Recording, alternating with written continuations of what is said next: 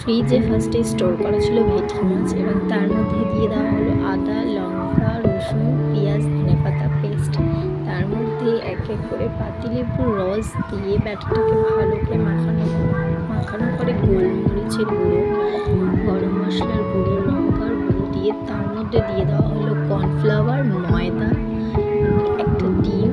ভালো করে মাখানোর পরে একে একে এক পিস করে বিস্কুটের গুঁড়োর মধ্যে সামান্য একটু স্বাদ মতো নুন, গোলমরিচের গুঁড়ো দিয়ে এক পিস করে টুকরোগুলোকে সব বিস্কুটের গুঁড়োর মধ্যে দিয়ে হাতে ভালো করে চেপে নেওয়া হলো। চেপে নেওয়ার পরে ছাঁকা তুলে ভেজে